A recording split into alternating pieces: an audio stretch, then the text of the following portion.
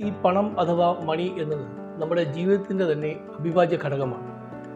നമുക്ക് ആവശ്യമായിട്ടുള്ള basic needs, അതായത് ഭക്ഷണം, വസ്ത്രം, പാർപ്പിടം, ഇവയ്ക്കെല്ലാം തന്നെ പണം ആവശ്യമാണ്. അതുകൂടാതെ നമ്മുടെ സ്വപ്നങ്ങൾ, ആഗ്രഹങ്ങൾ, ലക്ഷ്യങ്ങൾ ഇവ നേടണമെങ്കിലും പണം നമുക്ക് കൂടിയേ കഴിയും. ഒരു തരത്തിൽ പറഞ്ഞാൽ നമ്മൾ ആഗ്രഹിക്കുന്നതെന്തും സ്വതന്ത്രമായി നേടാൻ നമ്മുടെ കൈവശം പണം കൂടിയേ കഴിയും. അതിനുവേണ്ടി തന്നെയാണ് നമ്മൾ കഷ്ടപ്പെടുന്നത്. ഒന്ന് സൂക്ഷ്മമായി നിരീക്ഷിച്ചാൽ നമുക്ക് ഒരു കാര്യം മനസ്സിലാകും. ഒരു കിണറ്റിൻ്റെ വ്യത്യസ്ത വശങ്ങളിലൂടെ ഉറവകൾ ഇരിഞ്ഞിറങ്ങി കിണർ നിറയുന്നത് പോലെയാണ് വ്യത്യസ്ത വശങ്ങളിലൂടെ പണം നമ്മുടെ ജീവിതത്തിലേക്ക് കടന്നു വരുന്നത്. ഫൈനാൻഷ്യൽ ടേംസിൽ നമ്മൾ ഇതിന് ക്യാഷ് ഇൻഫ്ലോ എന്ന് പറയും. ഇതിൽ നിന്നും നമ്മുടെ ചെലവുകൾ അഥവാ എക്സ്പെൻസുകൾക്ക് വേണ്ടി നമ്മൾ പണം ചെലവാക്കുക. ഇതിനെയാണ് ക്യാഷ് ഔട്ട്ഫ്ലോ എന്ന് പറയുന്നത്. ഇങ്ങനെ ക്യാഷിൻ്റെ വരവിൽ നിന്ന് ചെലവ് കഴിച്ച് ബാക്കി കിട്ടുന്ന എമൗണ്ടിനെ നമുക്ക് സേവിങ്സ് എന്ന് പറയാം. ഈ സേവിങ്സ് ഉപയോഗിച്ചാണ് നമ്മുടെ സ്വപ്നങ്ങൾ, ആഗ്രഹങ്ങൾ, ലക്ഷ്യങ്ങൾ ഇവയെല്ലാം നമ്മൾ നിറവേറുന്നത്. നമ്മുടെ ജീവിതത്തിലേക്ക് വരുന്ന പണത്തിൻ്റെ ഒഴുക്കിനെ നമ്മൾ സൂക്ഷ്മമായി നിരീക്ഷിച്ചാൽ നമുക്ക് ഒരു കാര്യം മനസ്സിലാകും. അതായത് പണം നമ്മുടെ കൈവശം എത്തിച്ചേരുന്നത് പ്രധാനമായും 4 ഘടകങ്ങളെ ആശ്രയിച്ചാണ്. അതുകൊണ്ട് തന്നെ ഈ 4 ഘടകങ്ങൾ ഏതെല്ലാമാണെന്ന് നമ്മൾ തീർച്ചയായും മനസ്സിലാക്കിയിരിക്കണം. ഈ വീഡിയോയിൽ നമുക്ക് ആ 4 ഘടകങ്ങളെക്കുറിച്ച് ചർച്ച ചെയ്യാം. ഹായ്, എൻ്റെ പേര് ജിഷ്ണു. ഏവർക്കും വൈറ്റ് ഹാറ്റ് മണി ടോക്സിലേക്ക് സ്വാഗതം. ശരി, അപ്പോൾ നമുക്ക് നമ്മുടെ ജീവിതത്തിലേക്ക് പണം കൊണ്ടുവരുന്ന 4 ഘടകങ്ങൾ ഏതൊക്കെയാണെന്ന് ഒന്ന് പരിശോധിക്കാം. Number 1 luck, number 2 skill, number 3 time and number 4 risk. ഈ 4 ഘടകങ്ങൾ ഒറ്റയ്ക്കോ കൂട്ടായോ പ്രവർത്തിക്കുന്നതിലൂടെയാണ് നമ്മുടെ ജീവിതത്തിലേക്ക് പണം കടന്നു വരുന്നത്. ഇവ ഓരോന്നിനെക്കുറിച്ചും നമുക്കൊന്ന് പരിശോധിക്കാം. അതിൽ ആദ്യത്തെ ഘടകം ലക്കാണ്. ലക്കിലൂടെ നമ്മുടെ ജീവിതത്തിലേക്ക് പണം കടന്നു വരുന്നതിൻ്റെ ചില ഉദാഹരണങ്ങൾ ഞാൻ പറയാം. ഒരു പേഴ്സും അതിൽ കുറച്ച് പണവും കളഞ്ഞു കിട്ടുന്നു, അല്ലെങ്കിൽ ആരെങ്കിലും നിങ്ങൾക്കൊരു ഗിഫ്റ്റ് നൽകുന്നു, അതുമല്ലെങ്കിൽ നിങ്ങളൊരു ലോട്ടറി എടുക്കുന്നു, അതിന് പ്രൈസ് അടിക്കുന്നു. ഈ സാഹചര്യങ്ങളിൽ നമ്മുടെ ജീവിതത്തിലേക്ക് ലക്ക് എന്ന ഘടകത്തിലൂടെയാണ് പണം കടന്നു വരുന്നത്. ഇനി ഞാൻ വേറൊരു ഉദാഹരണം പറയാം. മാതാപിതാക്കൾ കാലശേഷം അവരുടെ സ്വത്ത് മക്കളുടെ പേരിൽ എഴുതി വയ്ക്കുന്നു. ഇവിടെ ഒരു നിശ്ചിത കാലത്തിന് ശേഷം മാത്രം ആ സ്വത്ത് മക്കളിലേക്ക് എത്തിച്ചേരും. ഇവിടെ ലക്ക് എന്നത് ഗിഫ്റ്റിൻ്റെ രൂപത്തിലാണെങ്കിലും ഒരു നിശ്ചിത കാലാവധിക്ക് ശേഷം മാത്രമേ അത് നമ്മളിൽ എത്തിച്ചേരുന്നു. അപൂർവമാണെങ്കിലും റിസ്കോടുകൂടി ലക്ക് ഒരാളുടെ ജീവിതത്തിലേക്ക് പണം കൊണ്ടുവരുന്ന സാഹചര്യങ്ങളും ഉണ്ട്. കൈക്കൂലിക്കാരനായ ഉദ്യോഗസ്ഥൻ അഥവാ ഉദ്യോഗസ്ഥയ്ക്ക് കൈക്കൂലിയായി ലഭിക്കുന്ന പണം തീർച്ചയായും ഒരു ലക്കാണ്. കാരണം അത് അവരുടെ അധ്വാനത്തിൻ്റെ പണമല്ല. ഇതിൻ്റെ റിസ്ക് പാർട്ട് എന്താണെന്ന് നിങ്ങൾക്ക് ഊഹിക്കാവുന്നതേ ഉള്ളൂ. ഒരുപക്ഷെ വിജിലൻസ് ഈ കൈക്കൂലി പിടിച്ചു കഴിഞ്ഞാൽ തീർച്ചയായും അവർക്ക് അവരുടെ ജോലി തന്നെ നഷ്ടപ്പെട്ടേക്കാം. ഇതിൽ കൈക്കൂലി എന്ന റിസ്കിന് വേണ്ടി ഭാവിയിൽ ലഭിക്കാവുന്ന ശമ്പളത്തെ അവർ റിസ്ക് ചെയ്യുന്നു. കൈക്കൂലിക്കാരായ ഏതെങ്കിലും ഉദ്യോഗസ്ഥർ ഈ വീഡിയോ കാണുന്നുണ്ടെങ്കിൽ ആ ലക്ക് അവർക്ക് വേണമോ എന്ന് ഒന്നുകൂടി ചിന്തിക്കും. എന്നാൽ ലക്ക് എന്ന ഈ ഫാക്ടറിന് ഒരു ചെറിയ കുഴപ്പമുണ്ട്.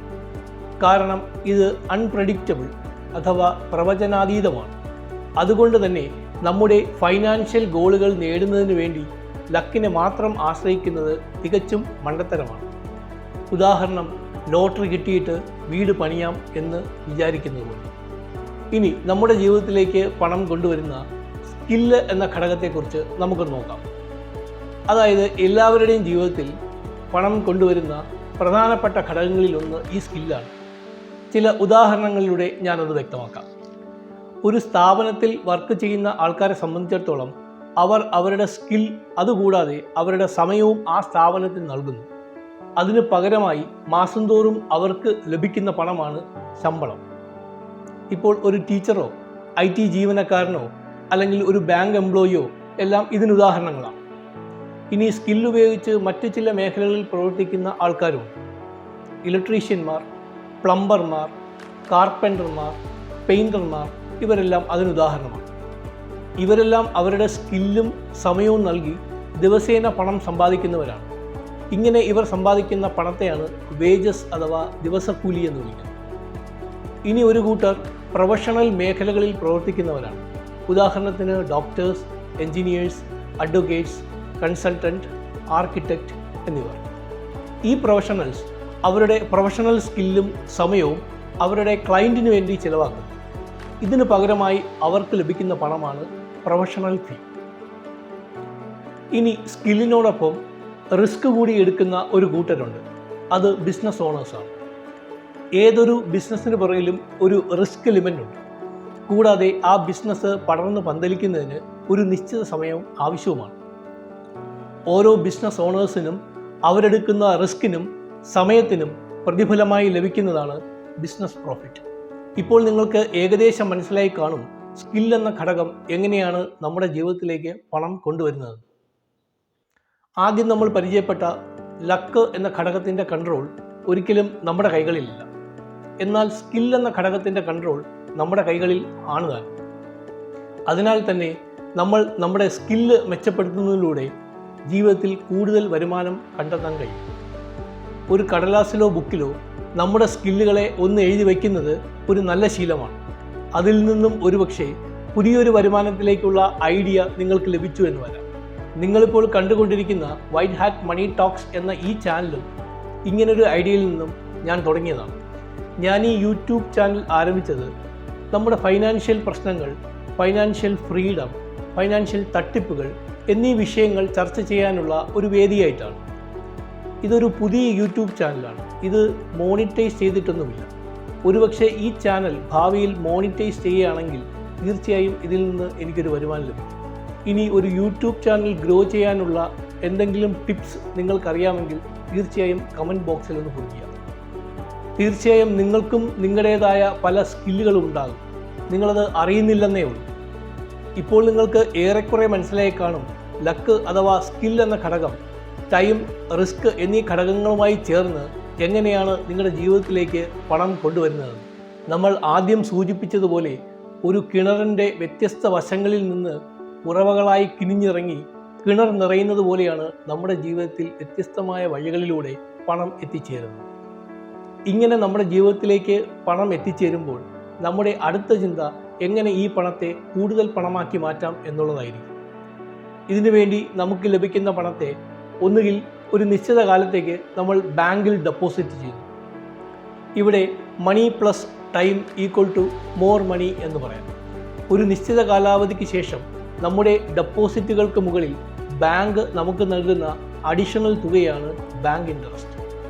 ഇനി മറ്റു ചിലർ കൂടുതൽ വരുമാനം ലഭിക്കുന്നതിന് വേണ്ടി അവരുടെ പണത്തെ stock market, gold, real estate എന്നിവയിൽ നിക്ഷേപിക്കും. ഇവിടെ അവരുടെ നിക്ഷേപത്തിൻ്റെ പുറത്ത് അവരൊരു റിസ്ക് കൂടി എടുക്കുന്നതായി കാണാം. അതിനാൽ തന്നെ money plus risk plus time equal to more money എന്ന് നമുക്ക് പറയാം. ഇവിടെ നമ്മുടെ പണത്തെ കൂടുതൽ പണമാക്കി മാറ്റുന്ന ഈ കോമ്പിനേഷന് ഒരു പ്രത്യേകതയുണ്ട്. അതായത് നമ്മുടെ യാതൊരു എഫർട്ടും ഇല്ലാതെ തന്നെ നമ്മുടെ പണം കൂടുതൽ പണമായി മാറും. ഇനി ഞാൻ പറയുന്ന കാര്യം നിങ്ങളൊന്ന് ശ്രദ്ധയോടെ കേൾക്കണം.